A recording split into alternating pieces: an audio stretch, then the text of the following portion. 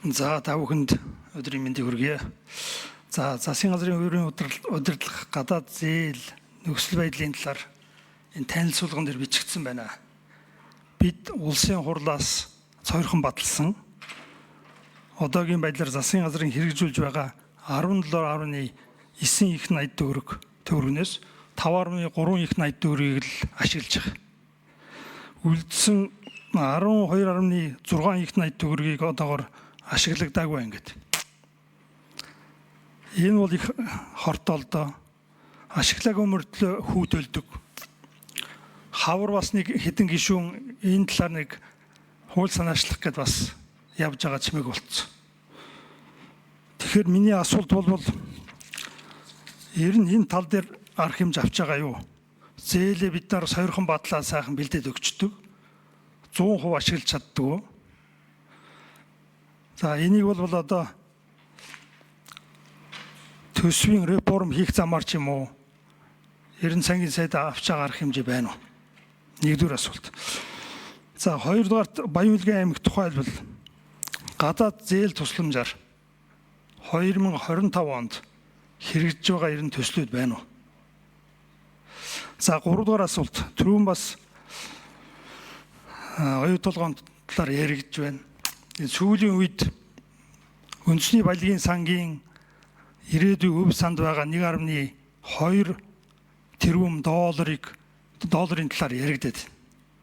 Гадаадын нэг банкнд аваачаад 3% хүүтэй жилийн хатгалуулсан гэдэг.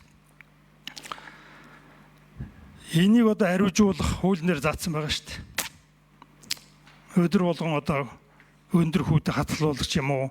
Зах зээлийн одоо олон улсын зах зээл дээр үнд цас гаргах юм уу? Тэгэхээр надад нэг санаа байгаа юм. Оюу толгойч нь 11.1% хүүтэй жилийн тийм хүүтэй манай улсад одоо зээл аваад өгөөд байгаа юм байна шүү дээ. Тэд нарт өгөөд 11.1% тийм хүүтэй тэд нараас зээл аваад тэнд тийм одоо зохион байгуулалт хийж болохгүй юу? Тэгвэл энэний зөрүүнээс миний тооцсноор 300 тэрбум төгрөгийн орлого тал дээр бичигдэх бүрэн болцоо гараад шүү дээ. Тэрүүгээр одоо ингэж хэлэн болоод байгаа багш нарын сайлан за энэ тэтгэвэр тэтгэмжийг тодорхой хэмжээгээр нэмэгдүүлэх болцоо байна шүү дээ. Бид бол зөндөө юм яриад байна. Өөрийн удирдлагын тухай хуулийн одоо янз бүрийн тусгай шаардлагыг хангахгүй байна энэ дээрээ гэдэг. Тэрнийг зогсуулъя гэхээр орлого байхгүй.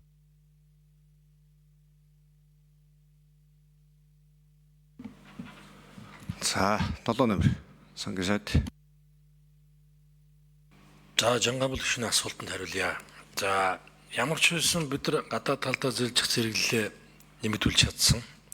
За энд нөлөөлсөн бас нэг том хүчин зүйл параметр бол энэ ирээдүйн сан юм байгаа шүү. Ирээдүйн сан 2021 он зөвхөн ийм хуулган дээр байсан. Төрийн сангийн хуулган дээр ингээд 1.3 их найд. Ер нь бол их усүр мөнгө өрөнгө нь одоо төрийн санд ороод эргэлдээд явж байсан. За энийг бид 23 оноос шат дараатаа бэлэн мөнгөжүүлээд 24 оны эцэсгэд 100% бэлэн мөнгөжүүлсэн. Ингээд бид нар ирээдүйдээ 1.3 тэрбум долларын ирээдүйн санг бэлэн мөнгөөр хадгалж өгч байгаа. Ямар ч байсан олон улсын өмнө энэ дансыг дүүрэн болгоод бид нар ингээд валютын гадаад нөөцөндөө оруулж тооцдог хэмжээнд болгоцсон. За одоо энийг хамгийн найдвартай Франц, Англи, Люксембургийн төв банкнд 4.3-аас 4.6% хүүтэй энэ жил гэхэд 96 тэрбум төгрөгийг өгөөж авчиад байгаа. 96 тэрбум бол бага мөнгө шүү. За энийг хэрвээ олон хүмүүс хэлж байгаа. Энийг ингээд нэг өндөр өгөөжтэй одоо хувьцаач гэдэг юм өөр хөрөнгө оруулалтанд хийгээд. За тэгэх юм бол энэ 1.3 тэрбум доллар чинь манай нөөцөөс гараа явчихна. Нөөцөд тооцогдохгүй. Ингээд буцаад бид нар зээлжих зэрэглэлээ унгана. Зээлжих зэрэгэл унгаад чинь манай бүх өртгүүд нэмэгдэнэ. Хувийн хвшлийнхны хөрөнгө оруулалтын энэ хувийн одоо корпорат бондуудын бүх өртөг нэмэгдэнэ. Гадаад зах зээл дээр манай одоо боломжуудаа дахиад буцаал оруулаад хумигдана. 12 жилийн дараа арай хийж олж авсан энэ боломжуудаа дахиж алдаад магадгүй 12-оос урт жилч бид нар буцаад энэ түвхнээсээ гарч гойж магадгүй. Тийм учраас энэ дээр бидүүлээ одоо алдаа гаргаж дахиж одоо хэрхэвч болохгүй. Ер нь бол одоо таны ярьж байгаа тэр өгөөж Монгол улсын валютын нөөцийн хэмжээ хоёр бол яг уруу хамааралтай байдаг. Нөөцөө нэмэгдүүлээд найдвартай байлгавал тэр хэмжээгээр өгөөж багасч ирнэ. Харин өгөөжөө нэмэгдүүлэх гэх юм бол нөөц маань одоо эрсдэлд орж эхэлнэ. Дэлхийд дээр байгаа ертөнцийн дээр байгаа энэ валютын нөөцийн өөр одоо онол өөр одоо хэрэгжилт гэж байхгүй. Тэгэхээр бид нэгдүгürt Монгол улсын валютын нөөцийг бол найдвартай байлгах хэрэгтэй. Найдвартай байлгаж чадчихвэл найдвартай одоо багж эхэлдэггүй өгөөж аваад явж байх нь л одоо бидний хамгийн чухал доктортой ийм бодлого байх ёстой гэж манай үндсэн чиглэлд бол байгаа. За гадаад зээлийн ашиглалтан дээр би түрүү бас хэллээ. Тэгээд за ер нь цаашдаа бид хоёр л арга зам байна.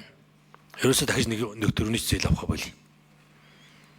За тийм учраас одоо нэмж ачаал ирэхгүйгээр жил бүр нэг 20% ашиглалтан дотроо ингээд одоо байгаа нэгэнт гэрээлцэн зээлүүдэд ашиглаад нэг 5 жил явчих. За тэгжээж нэлээд шингэрэх баг.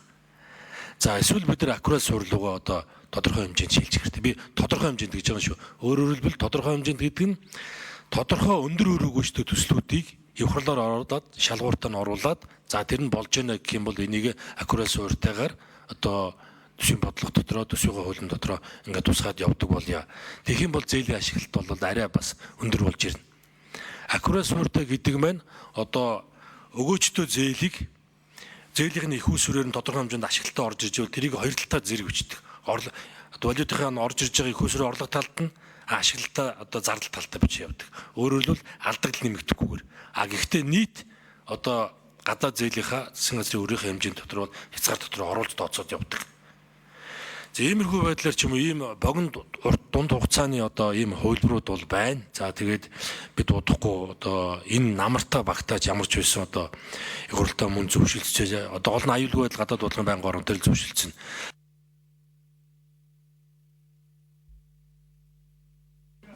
За дэлгэр жаргал нэмж хариулъя 6 номер. За одоо 25 онд хэрэгжиж байгаа эх онуудад хэрэгжих төслөө Баян-Улгийн аймагт 3 төсөл явж байна. За нэгдүгürt нь Польшийн нэг өнгөлтөө зээлээр аймгийн төвийн бохир усны цэвэрлэх байгууламж 14.2 тэрбум төгрөг энэ онд ашиглалтанд орно.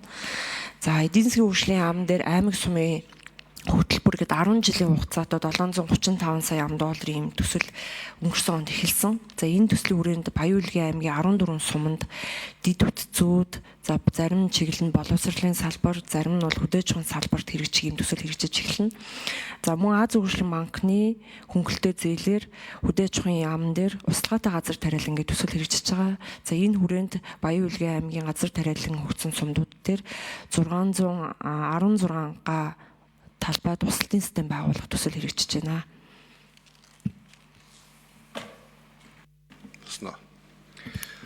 За, Жангабэл гişүн асуулт сууж туслаа. За, би нэг хэд